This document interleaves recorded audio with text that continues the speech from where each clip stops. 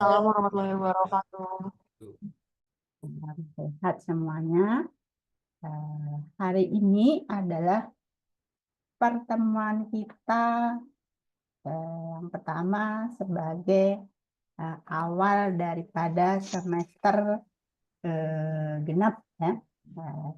Dan Ibu akan menemani kalian untuk belajar tentang sistem informasi kesehatan.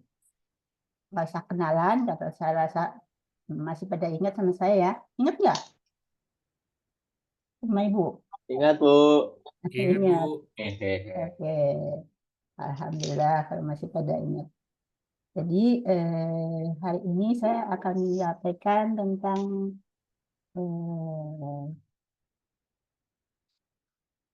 satuan pembelajaran yang akan kita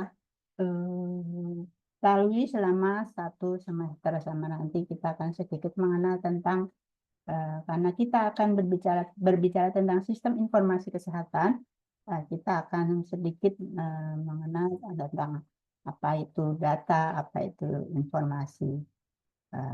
Untuk itu kita akan lihat dulu rencana pembelajaran kita selama 1 semester. Sorry.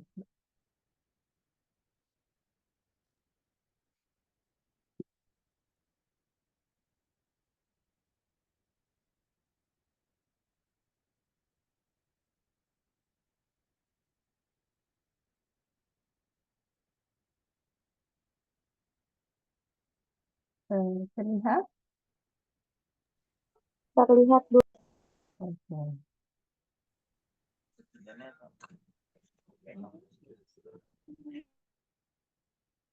Jadi hari ini kita akan melihat rencana apa yang akan kita bahas selama 1 semester ini. Nah, ini.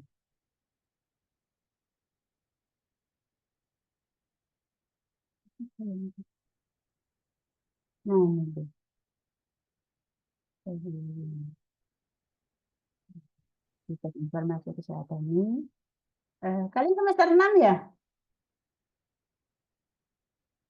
Halo. Semester 4, Bu. Rangga semester berapa? Semester 4, Bu. 4. Oh, ini nanti dirubah aja. Ya, semester 4.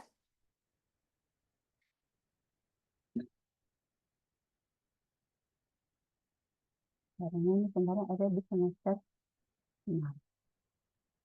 Jadi mata ini terdiri dari 2 SKS ya, yaitu 2 teori dan prakteknya kosong.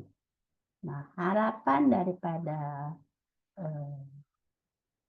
mata kuliah ini, kalian nanti tentu mempunyai program studi, tentu memiliki hal-hal yang ingin dicapai dalam mata kuliah ini, mulai dari sikap, kemudian keterampilan umum, penguasaan pengetahuan maupun rumusan pengetahuan secara khusus. Kalau untuk sikap, tentu saja sebagai calon sarjana kesehatan masyarakat harus menunjukkan sikap yang bertanggung jawab atas pekerjaan di bidang keahliannya secara mandiri. Nanti kalau kalian sudah bekerja harus menunjukkan memiliki hal yang demikian. Kemudian untuk rumusan pengetahuan keterampilan umum dalam hal pengambilan keputusan secara tepat dalam konteks penyelesaian masalah di bidang keahliannya berdasarkan hasil analisis informasi dan data. Bidang keahlian kalian apa? Nanti tergantung daripada peminatan masing-masing ya, di semester 6 kalau nggak salah. Dan mampu memelihara dan mengulang jaringan kerja dengan pembimbing kolega sejawat baik di dalam maupun di luar lembaga ini. Harus dicapai nanti kalau kalian sudah bekerja. Kemudian mampu mendokumentasikan, menyimpan dan mengamankan serta menemukan kembali data untuk menjamin kesahihan dan pencegahan lagi plagiasi. Ini yang harus dimiliki secara umum. Sementara untuk penguasaan pengetahuan rumusan pengetahuannya yaitu memiliki penguasaan dasar atau prinsip ilmu kesehatan masyarakat mencakup ilmu yang berkaitan dengan epidemiologi, biostatistik, kependudukan, administrasi manajemen, kebijakan kesehatan, serta ilmu sosial dan perilaku pada tingkat sintesis yang menjadi instrumen dalam meningkatkan kesehatan masyarakat setinggi-tingginya melalui fungsi kesehatan masyarakat yang esensial. Adalah rumusan penguasaan pengetahuan umum seorang sarjana kesehatan masyarakat yang harus melekat pada setiap diri mahasiswa calon sarjana kesehatan masyarakat nantinya. Kemudian untuk yang khusus ini berkaitan dengan mampu menerapkan pengkajian dan analisis situasi di bidang kesmas dan kegiatan tingkat layanan kesehatan primer dengan pendekatan interdisiplin, kemudian juga mereplikasi pengembangan kebijakan dan perencanaan kesehatan bidang kesmas dalam kegiatan tingkat layanan kesehatan primer dengan pendekatan interdisiplin. Ini yang lebih spesifiknya. Untuk capaian mata kuliah tentu saja sesuai dengan harapan yang ada di mata kuliah ini, yaitu mampu menjelaskan kaitan antara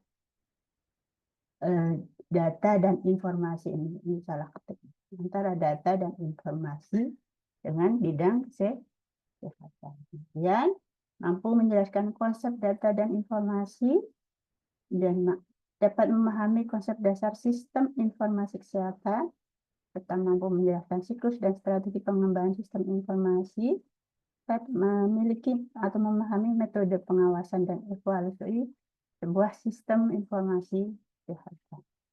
Juga harus memiliki atau memahami tentang sistem informasi yang ada di Indonesia secara umum. Calon sarjana kesehatan masyarakat secara umum harus mengetahui tentang sistem informasi kesehatan.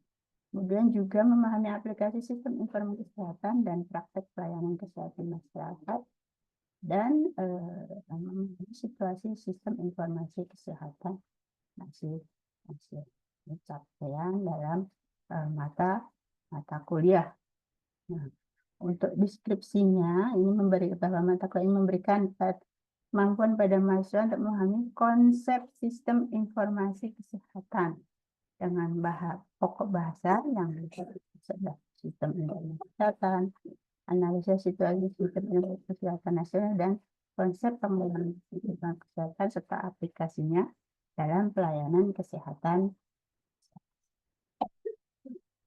Nah, bahan pembelajarannya ini adalah akan kita capai nanti selama 14 tatap muka, yaitu ya.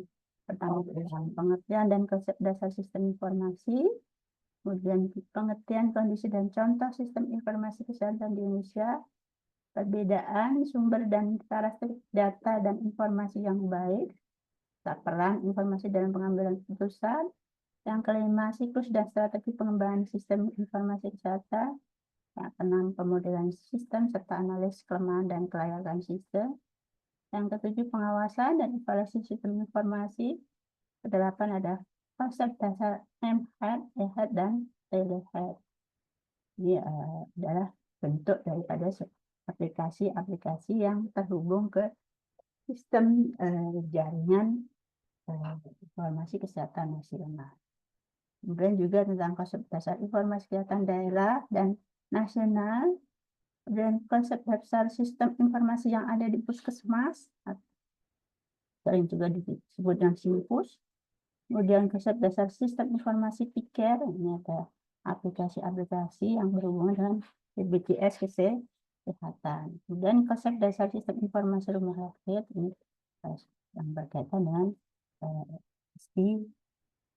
di rumah sakit, dan juga konsep dasar sistem informasi HIV/AIDS serta praktek umum, tantangan, dan solusi pengelolaan sistem informasi kesehatan di Indonesia. Itulah materi yang nanti akan kita lalui selama 14 tatap muka. Nah, untuk bahan pustakanya yaitu Health Matrix Network, Peraturan Menteri Kesehatan Nomor 46 Tahun 2014 tentang SIK, dan Menteri Kesehatan Nomor 97 Tahun 2015 tentang peta dan jalan sistem informasi kesehatan. Kemudian PMK Nomor 1171 Tahun 2011 tentang sistem informasi rumah sakit, dan PMK Nomor 75 Tahun 2014 tentang puskesmas serta Dirjen dan Med, Departemen Kesehatan, buku petunjuk atau juknis petunjuk teknis sistem informasi rumah sakit. Nah, pendukung yang lain kalian boleh mencari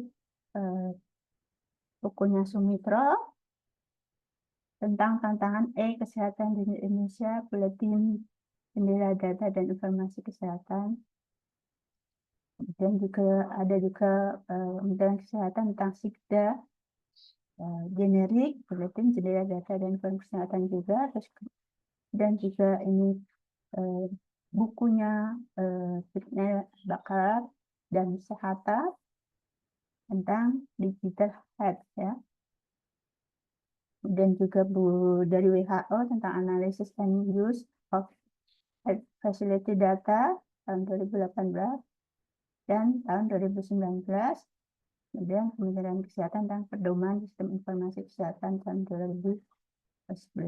Dan kalian selain itu juga bisa mencari sumber-sumber yang lain yang berkaitan dengan topik-topik pada saat kalian belajar tentang sumber informasi kesehatan. Nah, ini adalah saya rasa kalian sudah terbiasa dengan ini ya. Minggu pertama apa dan seterusnya. Capaiannya ingin dicapai apa, nanti kalian tinggal membaca saja. Ini ada topik-topik yang akan kita lalui selama 14 tatap muka. Yang pertama hari ini tentang pengetahuan data informasi, kriteria data yang baik, sumber dan jenis data serta informasi. Untuk berikutnya tentang pentingnya informasi dan kebenarannya, kemudian peran informasi dalam pengambilan keputusan, konsep evidence based dalam bidang kesehatan, kemudian kegagalan pemanfaatan informasi dalam pengambilan keputusan serta sistem pendukung pengambilan keputusan. Topik yang ketiga tentang pengertian sistem informasi kesehatan, mulai dari komponen, jenis, contoh maupun urgensi daripada sistem informasi kesehatan. Topik yang keempat tentang siklus pengembangan sistem informasi, mulai dari tahapan dan strategi, konsep sistem development life cycle atau SDLC, kemudian analisis kebutuhan sistem, perancangan dan pemodelan sistem. Yang kelima tentang pengawasan dan evaluasi sistem informasi kesehatan, mulai dari pengawasan dan evaluasi, kemudian health metric network, pengertian konsep maupun tujuan dari ruang lingkupnya serta komponen.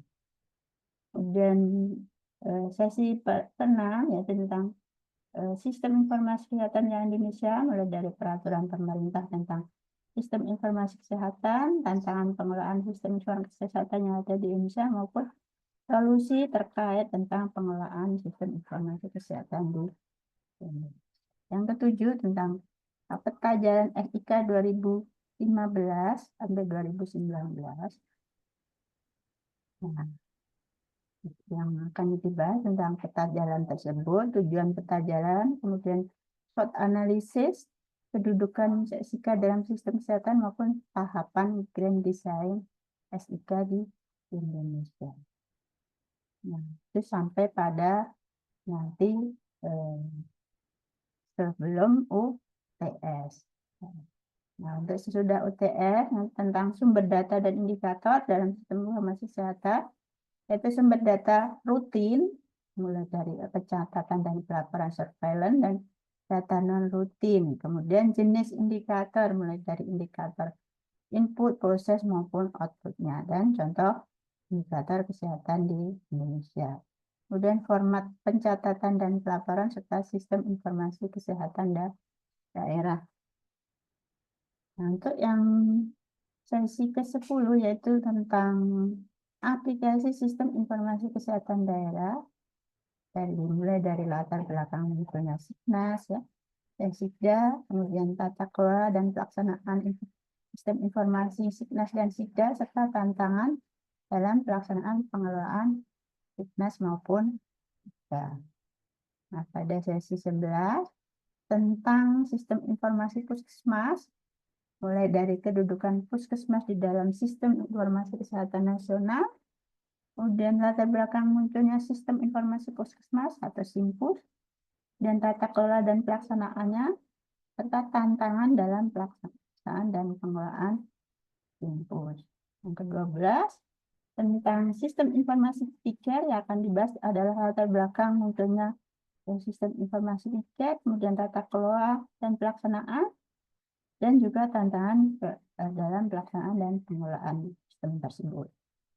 Yang ke-13 tentang sistem informasi rumah sakit, mulai dari latar belakang, mekanisme pengelolaan data di rumah sakit, jenis data dan indikator, tantangan dalam pelaksanaan pengelolaan sistem informasi rumah sakit. Dan yang terakhir tentang konsep EHEAD ya, EHEAD maupun telehealth, perbedaannya serta contoh aplikasinya. Selanjutnya tentang sistem informasi lain, yaitu sistem informasi COVID, mulai dari latar belakang munculnya SI tersebut, tata kelola dan pelaksanaan, tantangan dalam pelaksanaan. Itulah topik yang nanti kita akan lalui bersama di dalam mata kuliah sistem informasi kesehatan. Ada pertanyaan sebelum Ibu lanjut?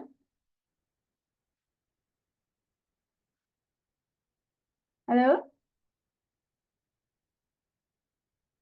Ada pertanyaan? Tidak ada, Bu.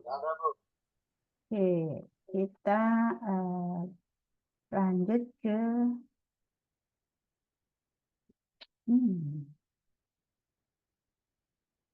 sudah terlihat belum tentang kontrak belajar?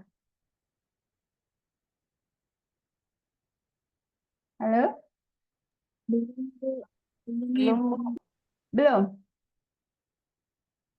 Belum. Oke, ini saya stop dulu kali ya. Saya stop dulu. Atau share lagi.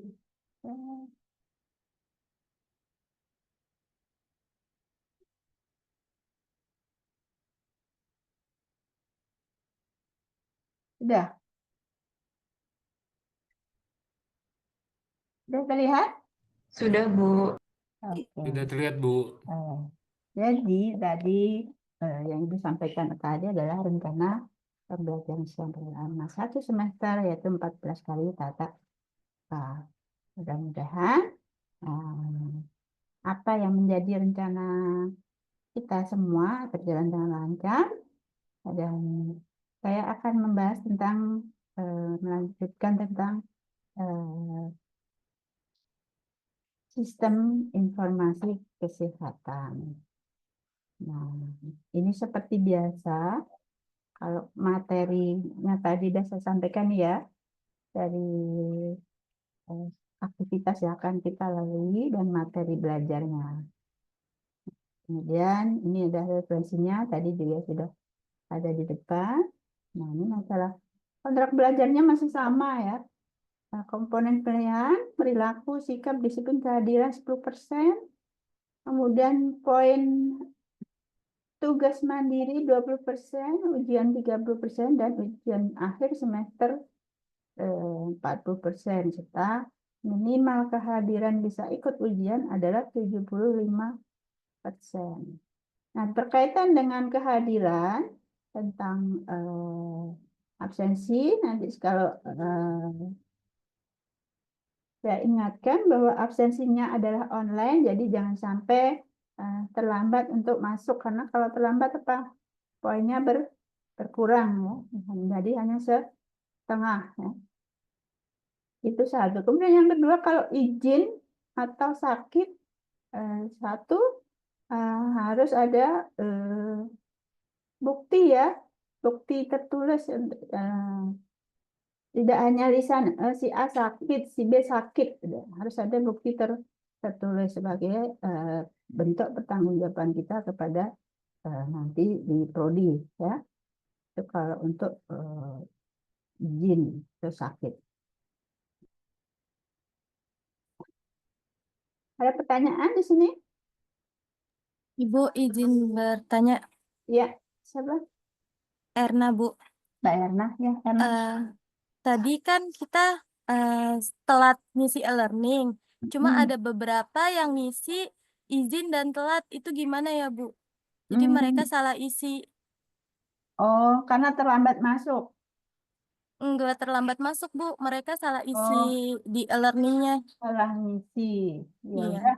Untuk hari ini dimaafkan, nanti siapa saja yang salah ngisi buat grup ya Erna. Oke Bu. Nanti Nanti saya list dan di saya kirim ke Ibu. di grup. Itu. Tapi untuk hari ke depan jangan ada salah lagi ya. Kan kamu udah semester 4 udah terbiasa absen dengan online kan kalian. Jadi untuk pertama hari ini dimaafkan, untuk selanjutnya tolong jangan sampai terulang lagi. Baik Ibu. Terima kasih. Oke. Karena kita ingin membahas tentang sistem informasi kesehatan, ada yang sudah pernah mendengar tentang apa itu sistem?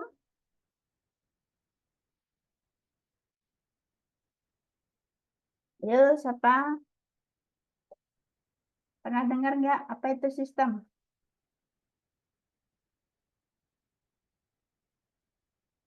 Ini masuk poin ya, poin plus nanti. Ada yang tahu apa itu sistem?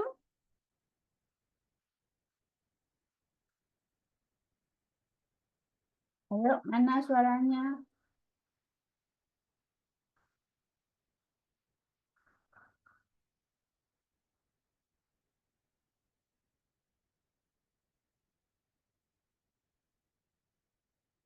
Rangga deh. Rangga tahu nggak sistem? Halo Rangga, Iya, halo Bu.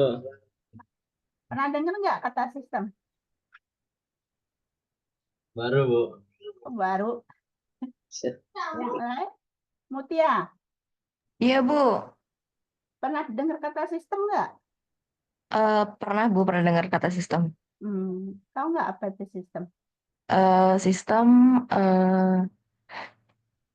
yang saling berhubungan untuk mencapai tujuan, Bu. Ya, jadi merupakan komponen atau bagian-bagian ya dari merupakan kesatuan dari berbagai komponen atau elemen yang saling berhubungan dan memiliki tujuan. Kalau nggak memiliki tujuan bisa disebut dengan sistem nggak? Ayo, siapa ini yang harus jawab? Siti, Tidak, Bu. tidak. Itu adalah salah satu pengertian tentang sistem. Bisa juga disebutkan sebagai kumpulan atau himpunan dari suatu unsur atau komponen atau berbagai variabel yang terorganisasi. Terorganisasi itu artinya tertata ya. Saling berinteraksi dan saling tergantung satu sama lain. Itu juga bisa dikatakan sebagai sebuah sistem. Berkaitan dengan sistem dan informasi ini, tentu saja kita akan membahas tentang masalah data dan informasi ya. Apa itu data? Ada yang tahu?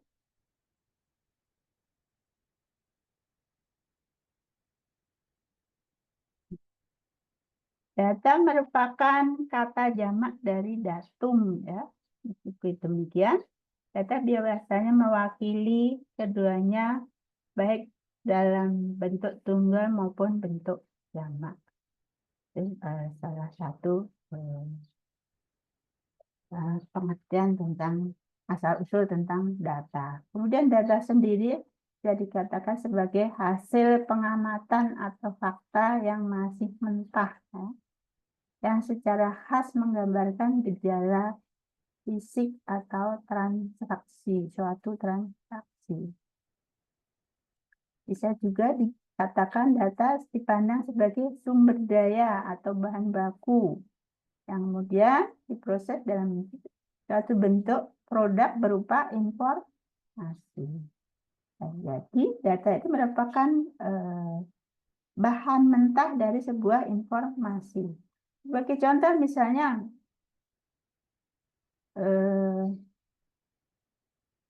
ada kata hari ini. Sudah punya makna belum? Hari ini sudah punya makna belum? Ya, siapa? Erna. Sudah memiliki makna belum hari ini? Belum ya, Bu. Belum, baru hari ini. Hari ini apa? Mau ngapain? Nah, hari ini. Kemudian kalau kita tambahkan lagi, hari ini ada mata kuliah sistem informasi kesehatan. Nah, itu sudah jadi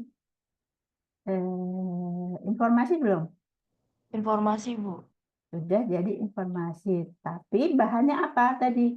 Ada hari ini, kemudian mata kuliah, ada sistem informasi kesehatan. Itu adalah bagian atau rangkaian atau unsur-unsur atau komponen yang saling berkaitan yang bila dirangkai akan membentuk atau menghasilkan sebuah informasi. Nah, data pada umumnya diperlukan dalam suatu proses penambahan nilai. Penambahan nilai apa? Ya tadi seperti menjadi informasi itu menjadi nilai yang bermakna. Ya. Kemudian pengolahan data atau pengolahan informasi di mana bentuk atau formatnya sudah ditentukan, diorganisir, dan dikembangkan. Dan isinya juga bisa dianalisa maupun dievaluasi. Nah, data tersebut ditempatkan dalam konteks yang sesuai bagi seorang pemakai. Nah, sekarang tadi saya contohkan, hari ini ada mata kuliah sistem informasi kesehatan. Itu bernilai nggak bagi kalian? Halo? Mut, bernilai nggak? Mutia?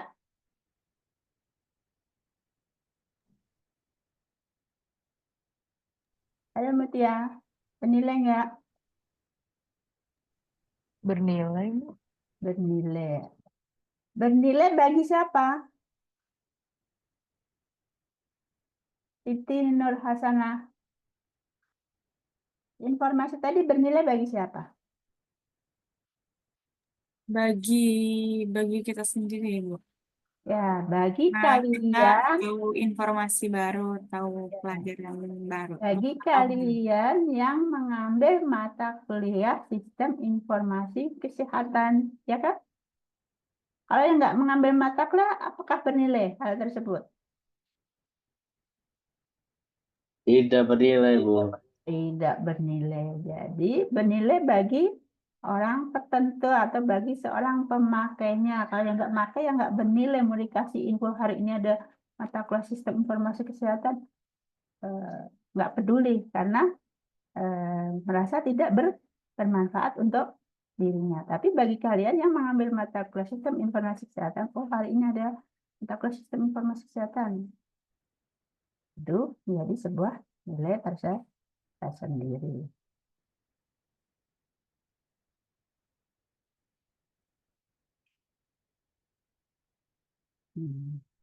Ini adalah ada beberapa definisi tentang data. Yang pertama merupakan aliran dari fakta yang direpresentasikan menjadi melalui kejadian dalam organisasi atau lingkungan fisik sebelum diorganisasi dan disusun ke dalam bentuk yang dapat dimengerti dan digunakan oleh user. Ini masih pengertian tentang data yang disebutkan oleh Laudon pada halaman 8 sampai 9. Dan makna yang lain, data adalah fakta atau sebagian fakta yang mengandung arti berupa angka, huruf, simbol khusus atau gabungan darinya. Menjadi sekumpulan fakta, bilangan atau angka dan simbol yang dibentuk dan diolah menjadi sebuah informasi. Ini menurut Scott. Nah, menurut Davis, data adalah gambaran atau fakta secara relatif yang belum berarti bagi si penerima. Seperti tadi saya contohkan tadi, cuman ada sepotong kata hari ini itu sudah belum memiliki arti, tapi sesudah dirangkai akan memiliki arti bagi yang menggunakannya. Kemudian juga bisa dikatakan sebagai gambar fakta atau pengertian atau instruksi yang disampaikan, dimengerti dan diolah oleh manusia atau peralatan yang digunakan. Contohnya apa? Data-data, karena kita berbicara tentang sistem informasi kesehatan, contohnya adalah data-data tentang misalnya kalau di rumah sakit atau di puskesmas data pasien atau data rekam medis ya. Itu adalah data yang sudah diolah baik oleh manusia atau menggunakan peralatan. Ini masih pengertian data menurut para ahli. Menurut Nilis tahun 84 halaman 17, data adalah fakta mentah atau observasi atau kejadian dalam bentuk angka dan simbol khusus. Kemudian menurut Friedel Helm Situmorang, data adalah sekumpulan informasi atau nilai yang diperoleh dari hasil observasi atau pengamatan suatu objek. Kemudian juga menurut Kamus Webster, data adalah things known or assumed atau sesuatu yang diketahui atau yang dianggap. Sementara menurut Kamus Besar Bahasa Indonesia, data adalah keterangan atau bahan nyata yang dapat dijadikan dasar kajian untuk membuat analisis dan kesimpulan. Nah, itulah beberapa pengertian tentang data. Nah, selanjutnya kita lihat tentang nilai dan kualitas daripada sebuah data. Yang pertama, sebuah data harus memiliki nilai atau makna adalah data presisi atau data precision. Artinya apa? Artinya ketelitian data diperlukan untuk mempraktekkan beberapa hal. Misalnya, melakukan pengamatan secara berulang dan melibatkan beberapa ahli yang sama serta menggunakan standar atau peralatan yang sudah tersertifikasi. Itu yang disebut dengan data presisi. Kemudian komparabilitas ini berarti adalah daya yang dihasilkan telah menggunakan standarisasi. Artinya standarisasi itu apa? Tadi contohnya adalah yang sudah tersertifikasi. Artinya apa? Data memiliki makna yang sama menurut berbagai pendapat. Kemudian berkaitan juga dengan validitas data. Artinya data yang diperoleh secara sahih ya, atau secara sah ya. Bukan data hasil yang misalnya hasil data mencuri misalnya atau data hasil scamming ya. Ini berkaitan dengan nilai dan kualitas data. Kemudian fungsinya apa data ini? Tadi sudah disinggung-singgung di pembahasan rencana pembelajaran, yaitu sebagai dasar untuk membuat sebuah keputusan. Ya. Di mana Data dapat digunakan untuk membuat keputusan terbaik terhadap suatu permasalahan yang ada. Dengan data keputusan yang akan lebih mudah dibuat dan lebih dapat dipertanggungjawabkan. Sebagai contoh misalnya, data riwayat kesehatan pasien. Dan seorang pasien sedang berobat ke dokter. Nah, dokter melihat riwayat pasien dari awal sakitnya apa, sudah pernah berobat ke apa dan sebagainya. Untuk apa? Serta meminta jawaban dari pasien berbagai pertanyaan yang hasilnya bisa buat apa?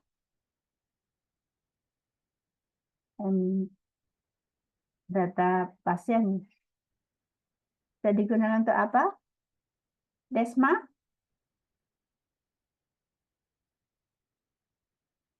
Berkaitan dengan dasar pembuat keputusan ini. Desma? Mana suaranya? Des?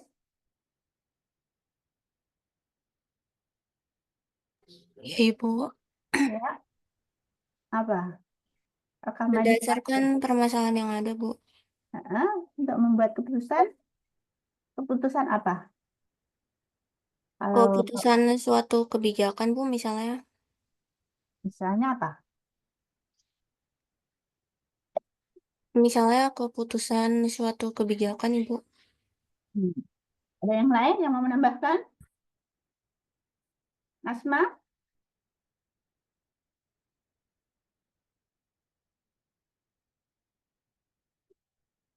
Ada yang mau menambahkan? Siapa aja boleh. Nggak perlu Ibu panggil. Yuk, siapa? Nasma mana? Jasmine?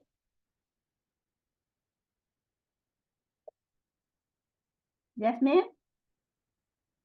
Mana suaranya Jasmine? Ya, Ibu.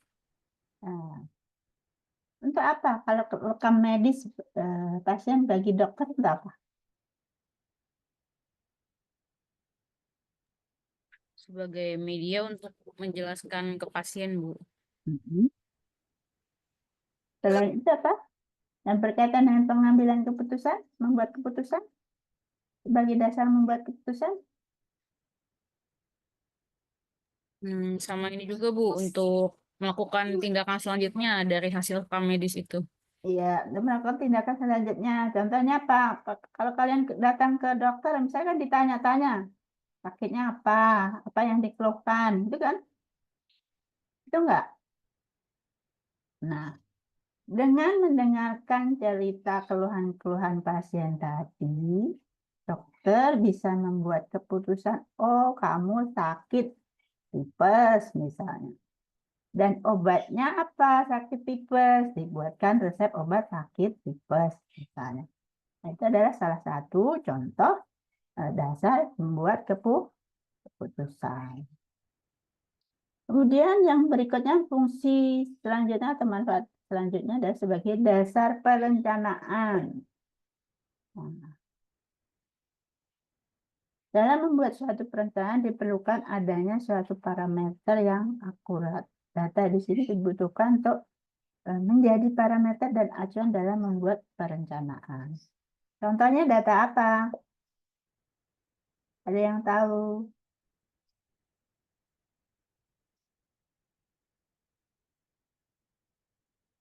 Nurul Sofi?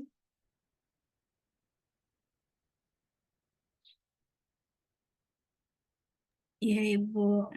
Nah, apa contohnya yang bisa digunakan sebagai dasar perencanaan? Mungkin kayak data keuangan gitu ya, Bu. Data anggaran. Ya, betul sekali. Data keuangan tahunan atau bulanan ya. Biasanya tahunan sih, data keuangan tahunan, rencana anggaran tahun ini, pelaksanaannya bagaimana, realisasinya bagaimana, di akhir tahun dibuat eh, evaluasinya bagaimana? Nah, dari hasil evaluasi perencanaan pelaksanaan tadi, kita digunakan sebagai dasar untuk membuat perencanaan tahun berikutnya. Contohnya apa? Misalnya kalau di rumah sakit ya, oh ada rencana untuk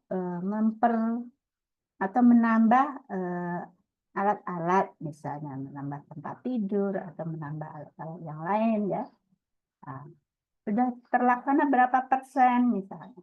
Oh, pada tahun 2024 baru terlaksana misalnya 70%. Berarti tahun 2025 sisanya 30%-nya masuk ke dalam anggaran perencanaan anggaran di tahun 2025. Ini adalah sebagai contoh dasar perencanaan ya. Nah, fungsi yang lain ini tadi dia sebagai acuan implementasi suatu kegiatan. Dan adanya data dapat dijadikan acuan atau tolak ukur untuk melakukan suatu kegiatan. Yang keempat, sebagai bahan evaluasi dalam sebuah organisasi atau lembaga pasti diperlukan adanya evaluasi untuk meningkatkan mutu. Data di sini berperan sebagai bahan untuk melakukan evaluasi terhadap kegiatan atau kinerja organisasi. Sebagai contoh, data tentang kalau di rumah sakit tentang keluhan pasien misalnya. Nah, data tentang keluhan pasien itu dikumpulkan, diolah, dianalisa. Misalnya keluhannya apa? Misalnya perawatnya kurang ramah, misalnya. Atau sarana prasarannya, misalnya ruangannya sempit, kemudian ventilasinya kurang dan sebagainya.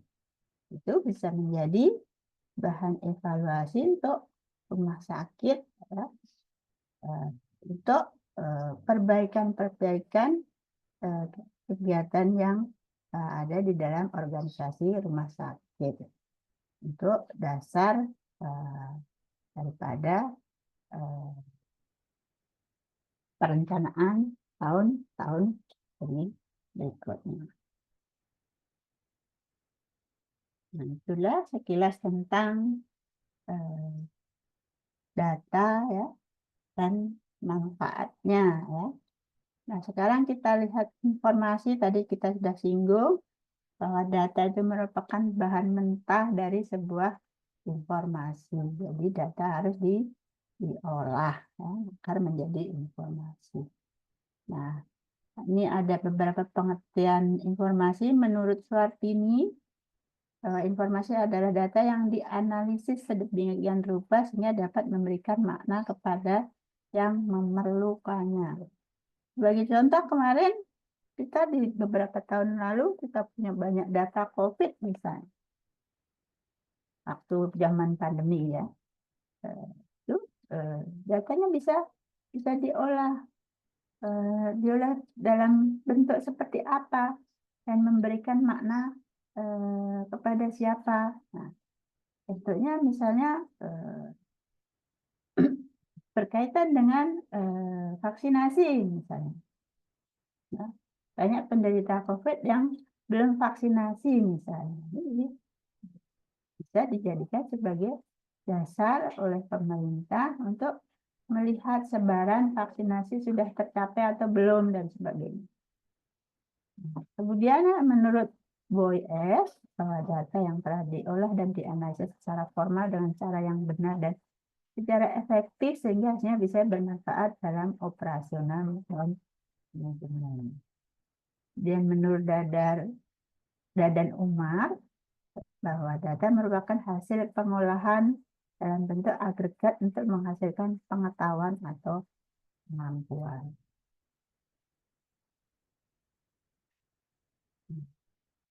Secara ringkas,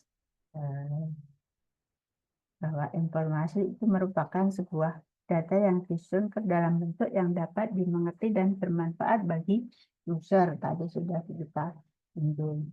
Hasil dari kegiatan pengolahan data yang memberikan bentuk yang lebih bukti berupa suatu informasi dan data yang mempunyai nilai bagi penerimanya dan dapat digunakan untuk dasar pengambilan keputusan tadi sudah, dan data yang telah diproses sehingga memiliki makna yang mudah dipahami dan dimengerti. Ini beberapa pengertian tentang informasi. Nah, tadi saya contohkan bahwa sebuah data akan menjadi informasi itu merupakan melalui sebuah proses. Ya.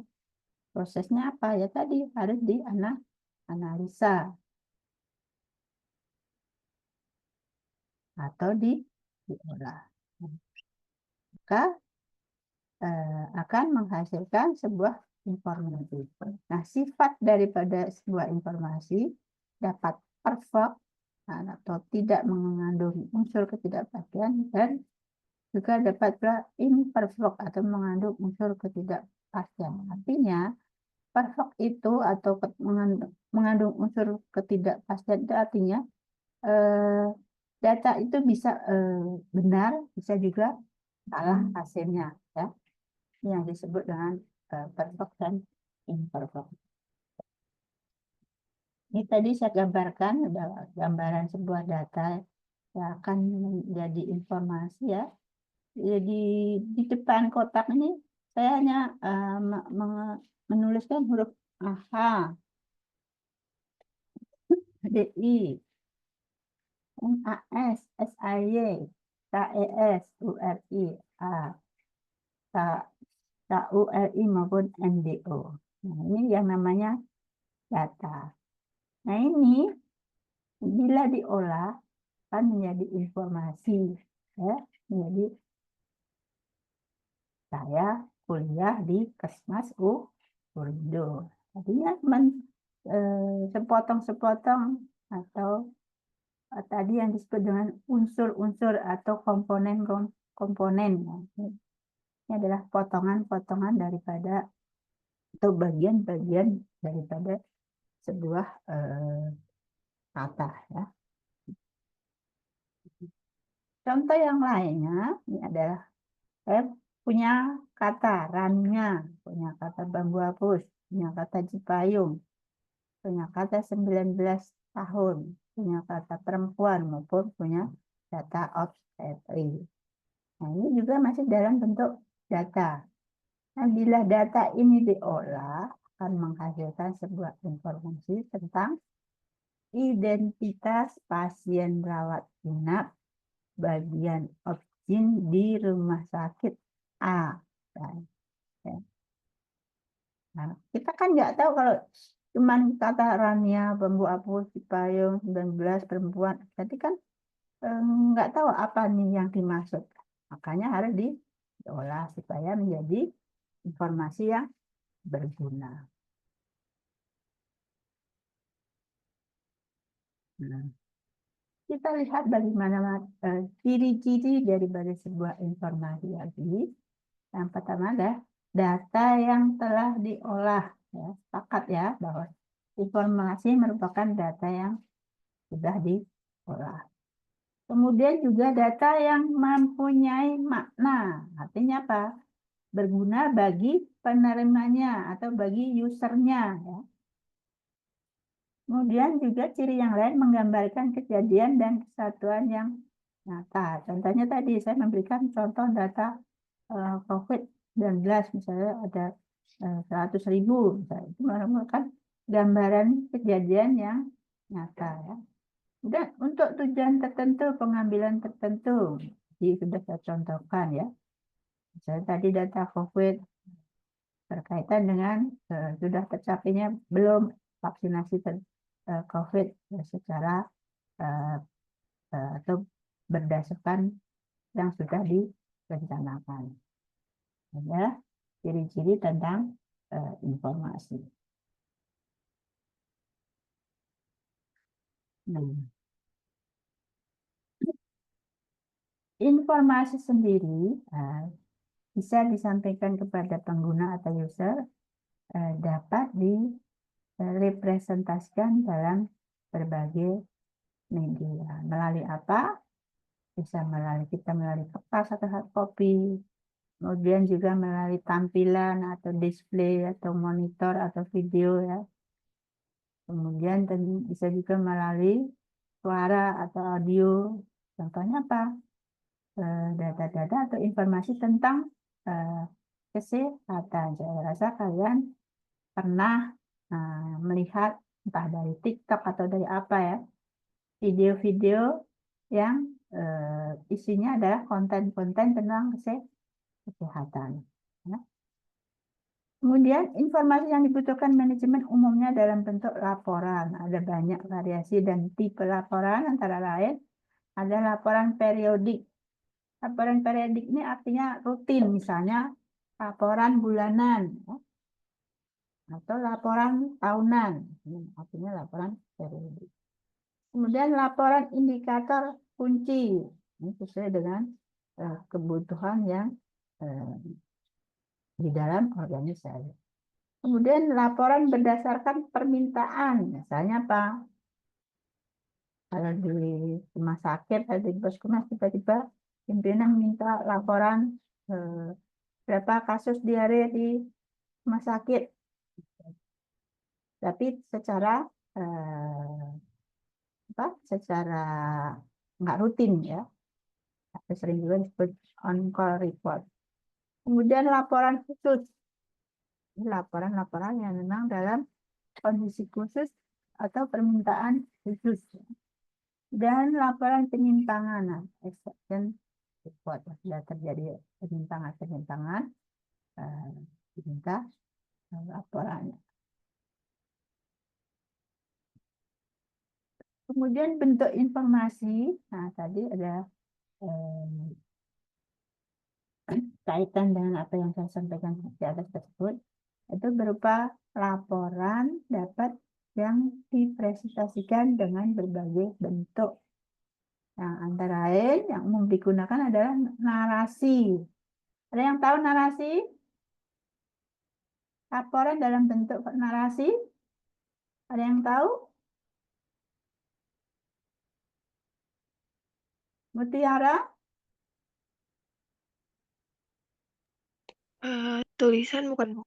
Ya, laporan dalam bentuk tulisan, kalimat, ini namanya narasi. Kemudian bentuk yang ada bentuk tabel ya, dengan angka-angka dan grafiknya, misalnya. Atau juga grafik dan gambar. Dan juga kombinasi antara narasi maupun tabel atau grafik dan gambar. Kemudian juga dalam bentuk laporan hard copy. Ya. Hard copy ini juga bisa gabungan antara narasi, tabel, grafik, ya. Dan berbagai bentuk daripada informasi. Berikutnya ada tentang kriteria data dan informasi yang baik. Jadi, data atau informasi yang baik memiliki beberapa hal. Yang pertama disebut dengan timeline, yaitu informasi harus tepat waktu, tersedia manakala dibutuhkan. Kenapa harus tepat waktu? Kadang-kadang informasi akan menjadi basi bila waktunya sudah terlambat. Kemudian sebagai contoh timelines ini, contohnya kita kemarin bisa pada saat pandemi COVID, hari ini laporan dari Dinas Kesehatan misalnya kasus ada 10.000 ya. Dari misalnya dari tempat lain ternyata sudah sampai 20.000. Artinya apa? Bahwa kualitas informasi ini kurang baik karena tidak time, karena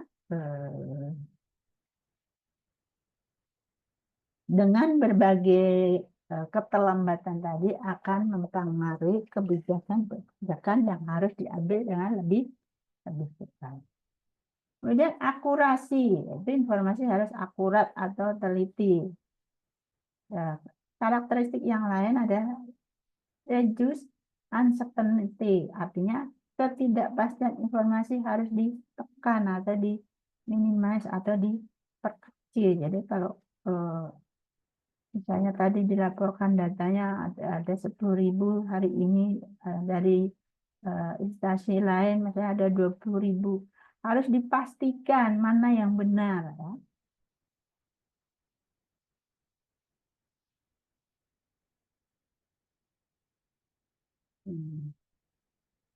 Sekarang kita akan berbicara tentang kualitas daripada sebuah informasi. Ini menurut Yogianto ya, adalah pakar dari UGM. Yang pertama, sebuah informasi harus akurat. Artinya apa? Informasi harus bebas dari kesalahan-kesalahan yang tidak biasa atau menyesatkan. Akurat juga berarti harus jelas mencerminkan maksudnya. Kemudian tepat waktu atau tidak boleh terlambat karena informasi yang usang tidak akan mempunyai nilai atau makna lagi. Yang ketiga harus relevan, artinya informasi yang mempunyai manfaat bagi pemakainya sesuai dengan yang dibutuhkan. Seperti saya contohkan tadi, hari ini ada mata kuliah sistem informasi kesehatan. Bagi kalian, informasi ini adalah bermanfaat ya, tapi bagi orang yang tidak mengambil mata kuliah tersebut tidak ada gunanya. Nah, ini ada beberapa karakteristik data yang diperlukan untuk menghasilkan informasi yang berkualitas. Ini menurut Runke maupun Boyle tahun 2011. Akurat, kalau tadi sudah disampaikan oleh Yogianto, menurut Boyle, akurat itu adalah informasi yang berkualitas berasal dari data yang benar, akurat, dan lengkap berdasarkan hasil pengolahan data sesuai dengan yang diharapkan. Data yang akurat sangat diperlukan dalam bisnis maupun dalam hal lain karena data sangat berkaitan dengan pengambilan keputusan dalam strategi bisnis ini. Karena yang ngomong sama Boyle ini adalah orang bisnis ya. Pengambilan keputusan dari sebuah informasi yang tidak akurat tentu akan memperoleh hasil yang tidak sesuai dengan harapan. Walaupun akurat yang dimaksudkan oleh Boyle ini berkaitan dengan pengambilan keputusan dalam strategi bisnis, tapi ini tetap akurat juga dalam pengambilan keputusan di bidang kesehatan. Dan tepat waktu artinya informasi yang berkualitas membutuhkan data yang tepat waktu. Merujuk banyak ketersediaan data yang diperlukan dapat digunakan dalam keputusan tertentu. Informasi yang berkualitas berasal dari data yang dapat diolah dan dihasilkan secara cepat dan tepat agar pemanfaatannya tepat. Contohnya ini, ketika sebuah perusahaan memerlukan laporan bulanan, maka data yang diproses adalah data yang dihasilkan oleh perusahaan dalam sebulan atau dalam 1 bulan. Dan laporan tersebut harus dapat diselesaikan dalam waktu yang singkat karena laporan tersebut akan menjadi bahan pertimbangan manajemen dalam membuat sebuah keputusan bagi keberlangsungan sebuah perusahaan. Ini juga bisa diterapkan di dalam organisasi yang lain ya. Organisasi di manajemen rumah sakit, manajemen puskesmas, manajemen klinik, ya. Dan manajemen yang berkaitan dengan kesehatan. Dan relevan, artinya data harus dapat relevan dalam konteks maupun subjek. Evaluasi data berdasarkan konteks merujuk pada data yang sesuai dengan penggunaan dalam bidang tertentu. Contohnya, bagi karyawan pada bagian payroll, daftar data yang terdapat untuk setiap karyawan merupakan data yang relevan terkait dengan pekerjaan karyawan bagian payroll tersebut. Sementara tadi saya contohkan data rekam medis juga sangat relevan pada pekerjaan seorang dokter. Nah, ini dijelaskan bahwa namun data jam kerja akan menjadi tidak relevan bertentu bila diberikan pada seluruh karyawan. Nggak perlu ya. Relevansi data berdasarkan subjek pada data yang disusun berdasarkan subjek terkait. Contohnya, apabila dalam perusahaan memerlukan data tentang penawaran kredit atau berbagai bank, maka menampilkan data suku bunga merupakan sebuah relevansi data berdasarkan subjek daripada berdasarkan kebutuhan tadi. Kemudian cukup artinya Informasi yang berharga juga didukung oleh data yang cukup. Kata cukup merujuk pada data yang sesuai dengan keperluan dan tidak melebihi apa yang diperlukan dalam proses data untuk dijadikan informasi. Dan juga sebanding dengan biaya, artinya data itu tidak gratis ya. Ada biaya dalam pemrosesan sebuah data meliputi penggunaan sistem yang memproses, membayar gaji karyawan, mengolah, dan sebagainya. Dari hal tersebut, pengguna data harus bijak sehingga data yang dihasilkan dapat mengimbangi biaya yang diperlukan dalam memproses data tersebut.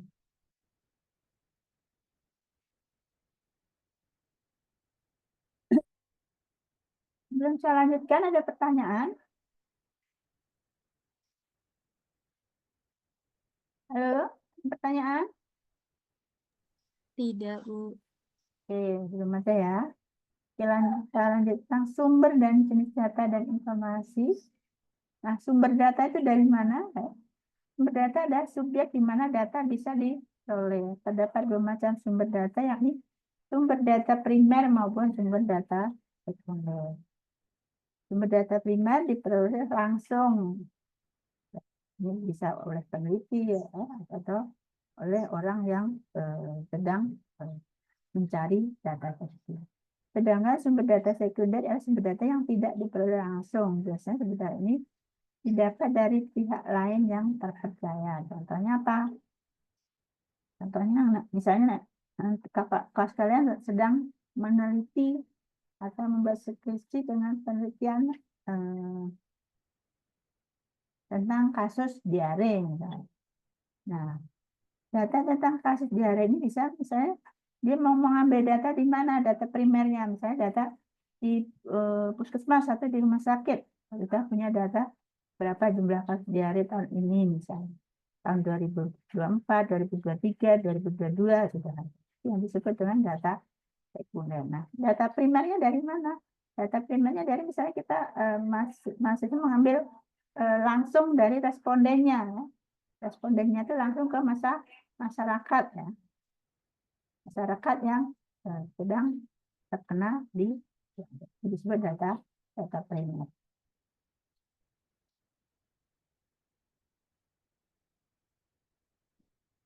Sumber data bisa didapat dari hasil metode pengumpulan data. Jadi cara memperoleh sumber data ini terbagi menjadi beberapa jenis tergantung daripada berkaitan dengan penelitian ya. Dan tergantung daripada teknik pengumpulan datanya ya.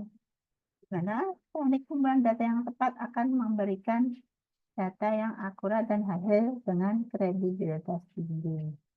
Nah, metode pengumpulan data biasanya melalui wawancara terstruktur, wawancara tidak terstruktur. Wawancara terstruktur tuh artinya apa? Artinya sudah disiapkan, misalnya pertanyaannya sudah disiapkan apa yang mau ditanyakan kepada responden. Ya. Nama, jenis kelamin, ya, dan sebagainya, alamat, tanggal lahir, dan sebagainya. Sementara wawancara yang tidak terstruktur ini wawancara yang langsung, nggak berdasarkan, nggak menyusun pertanyaan-pertanyaan dulu, tapi langsung ditanyakan ya. Kemudian yang ketiga melalui observasi partisipan maupun non partisipan. Dan keempat, data juga bisa dari angket atau kuesioner. Ini nanti kalau kalian di semester 8, ini kalian akan melakukan berbagai pengambilan data dengan berbagai model seperti ini. Tergantung penelitian kalian untuk skripsi nanti apa. Mau kualitatif atau kuantitatif. Kalau kualitatif biasanya itu berkaitan dengan melalui wawancara dan observasi. Tapi kalau kuantitatif biasanya berupa angket, kuesioner maupun data sekunder.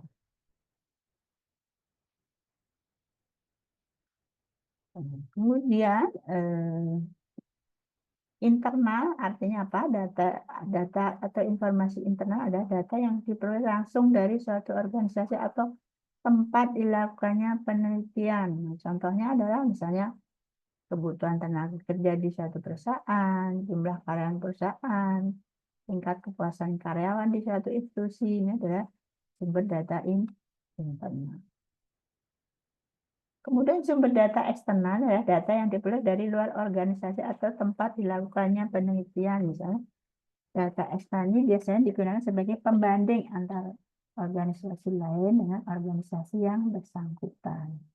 Nah, kalau di penelitian biasa ini ada yang namanya kasus kontrol ya. Ini nanti yang belajar tentang EBIT, saya rasa nanti paham tentang kasus dan kontrol. Ya. Kemudian data eksternal ini ada juga diperoleh dari luar lingkup kerja. Contohnya adalah data kependudukan yang dikeluarkan oleh Biro Pusat Statistik.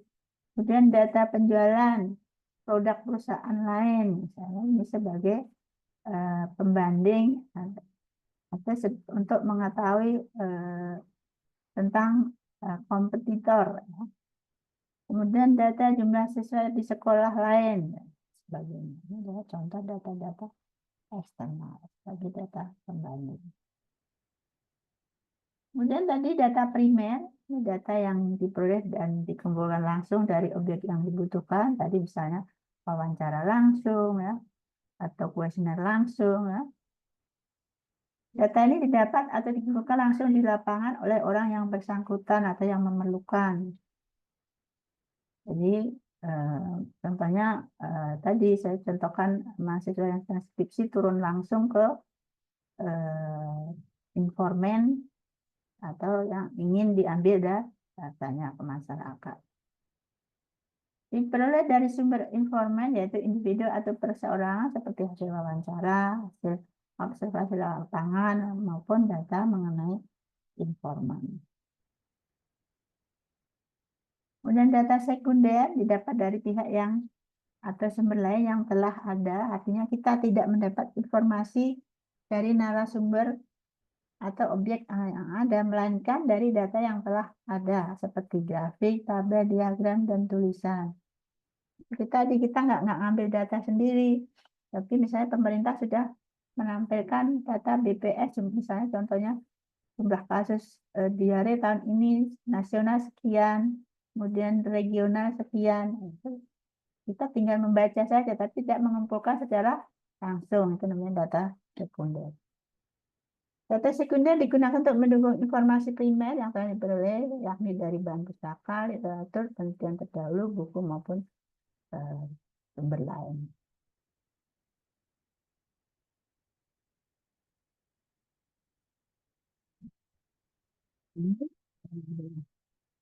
Sumber-sumber dari sebuah informasi ya tadi sudah disinggung di atas, tadi mulai dari pengamatan lapangan atau observasi. Observasi itu artinya kita melihat, mengamati apa yang terjadi. Kemudian juga dari sumber kuesioner, tadi sudah saya jelaskan ya. Kemudian dari kejadian atau event, misalnya pencatatan, rekaman, ataupun penangkapan sinyal digital secara langsung. Kemudian juga diperoleh dari pemodelan atau forecasting, ekonometri, operasional riset, simulasi, dan sebagainya. Ini adalah sumber-sumber informasi. Nah, jenis data atau informasi menurut sifatnya, tadi saya sampaikan kita bisa data kualitatif ya, maupun data kuantitatif. Data kualitatif ini adalah data deskriptif atau data yang tidak berbentuk angka. Biasanya dinyatakan dalam bentuk verbal, simbol, atau gambar. Nah, data kualitatif diperoleh melalui wawancara, kuesioner, observasi, studi literatur, dan sebagainya. Kemudian data kualitatif juga bersifat objektif sehingga setiap orang yang membacanya akan menimbulkan penafsiran yang berbeda. Contohnya, kuesioner tentang tingkat kepuasan pasien di rumah sakit. Kemudian juga tentang kualitas pelayanan di sebuah hotel, dan sebagainya. Sementara data kuantitatif adalah data yang dinyatakan dalam bentuk angka yang diperoleh dari suatu penelitian atau pengukuran atau observasi. Sebagai contoh, kalian misalnya praktek mengukur lingkar lengan, ya, tinggi badan, ya, dan sebagainya. Itu adalah hasilnya data kuantitatif. Kenapa? Misalnya tinggi badannya 160 misalnya. Berat badannya 50 misalnya. Itu adalah data yang berbentuk angka, atau berbentuk kuantitatif. Nah, ini data kuantitatif dapat diperoleh melalui atau dengan cara melakukan survei untuk mendapatkan jawaban rigid berupa angka. Data kuantitatif ini bersifat objektif sehingga setiap orang yang membaca atau melihat data ini akan menafsirkan dengan hal yang sama. Kalau tadi di data kualitatif, orang akan bisa berbeda dalam menafsirkan suatu hasil. Ya. Ini contohnya. Tadi umur misalnya, umur Rudi 20 tahun, tinggi badan 172, suhu di kota Jakarta 30 derajat, pendapatan per kapita Indonesia 20 triliun, dan sebagainya. Ini adalah data-data yang bersifat kuantitatif. Nah, itulah secara dasar tentang apa itu data dan informasi beserta contoh-contoh yang saya sampaikan. Ada pertanyaan sampai sini?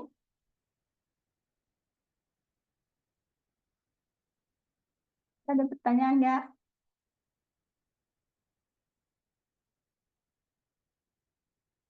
Naila, Sandy,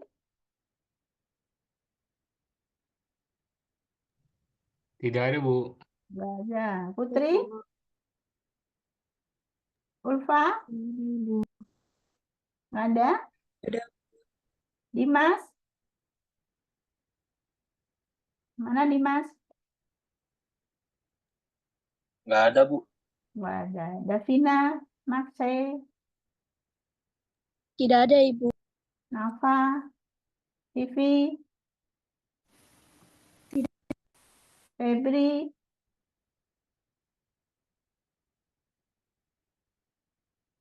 Sahda, mana Sahda? Sahda, suaranya mana Sahda? Ya, Bu. Kok lemas gitu? Lapar ya? Tidak, Bu. Andrita, Andrita mana nih?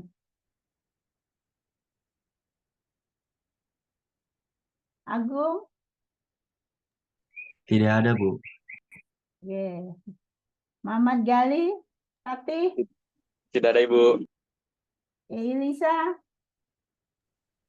Tidak ada, Ibu. nggak ada. Oke, berarti apa yang saya sampaikan tadi sudah jelas. Nanti materinya akan saya share di e-learning bersama RPS. Nah, sebelum kita akhiri materi kita, nah, ini tugasnya yaitu membuat kelompok. Ya. PJ-nya siapa nih? Saya. Erna ya? Iya, Erna. Bu, saya. Nah, dibuat kelompok, ada berapa jumlah anggotanya kelas ini? 31, Bu. Banyak. Oh, kalau gitu kelompoknya 5 sedikit nih. 6 deh kelompoknya. Kelompoknya jadi 6 ya. Baik, Ibu. Nah, jadi per kelompok mungkin sekitar berapa orang? 5 orang ya. 5 orang, ada yang lebih kan. Nah, sudah dibuat kelompok enak. Masing-masing kelompok membuat presentasi mulai dari sesi 1 sesuai topik yang sedang dibahas. Nah, hari ini kan pertemuannya tentang data dan informasi. Berarti kelompok 1 besok membuat presentasi tentang konsep dasar dan pengertian sistem informasi kesehatan. Kemudian kelompok 2 tentang siklus pengembangan sistem informasi. Kelompok 3 tentang pengawasan dan evaluasi sistem informasi kesehatan. Kelompok 4 tentang sistem informasi kesehatan yang ada di Indonesia. Dan kelompok 5 tentang peta jalan sistem informasi kesehatan. 1, 2, 3, 4, 5. Kok cuma 5? Sesuai yang jangan yang ini, yang di RPS ya, Emma. Yang di RPS saja. Berarti dari yang pertemuan Yang, kedua ya, Bu? dari pertemuan kedua sampai ke 7 ya. Di RPS. Nanti lihat di RPS ya. Kalau yang di situ kayaknya ada yang hilang tadi.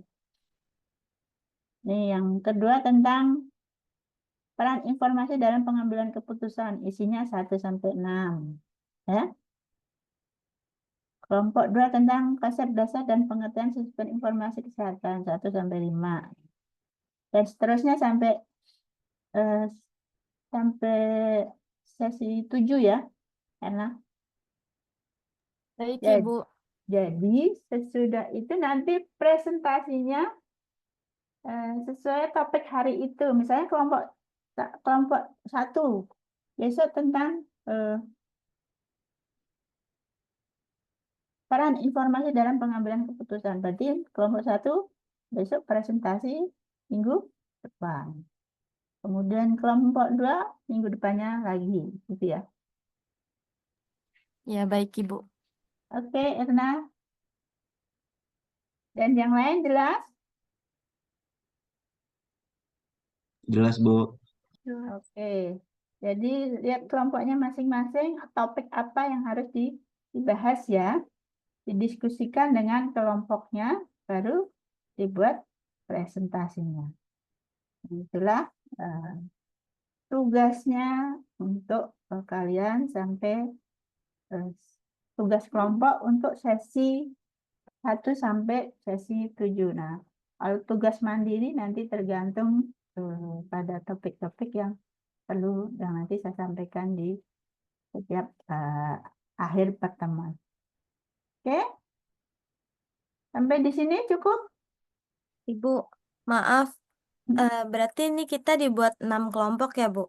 Bukan Iya, 5 betul. kelompok. 6 ya. Buat 6 Oke, Bu. kelompok sesuai dengan topik kita. Baik, Ibu. Makasih. Oke.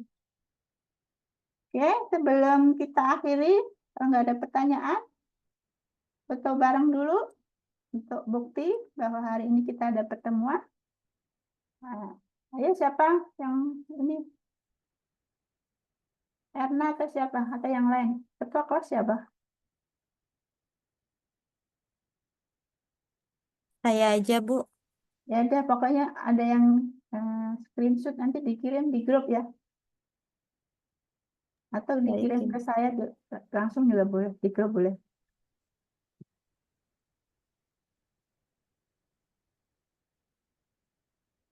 Ayo wajahnya pada dimunculkan. Ibu, mohon maaf, slide-nya mungkin bisa di-endin, Bu, Oh iya, di kelas. Iya, oke. Udah terlihat. sebentar. Lihat. Nah, oke. Ayo teman-teman, dibuka kameranya. Mulai dari yang pertama ya.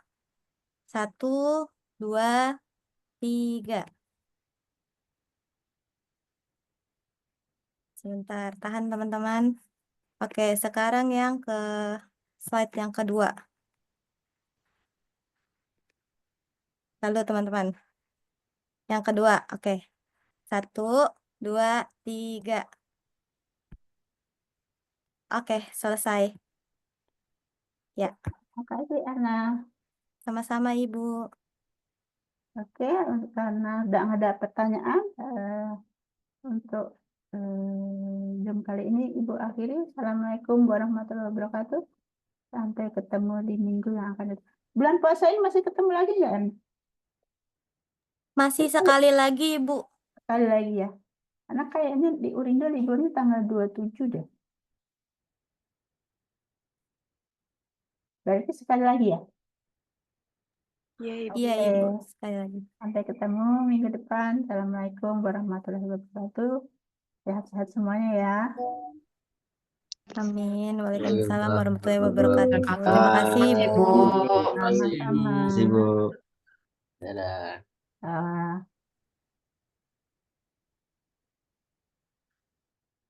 boleh ya. Iya Ibu.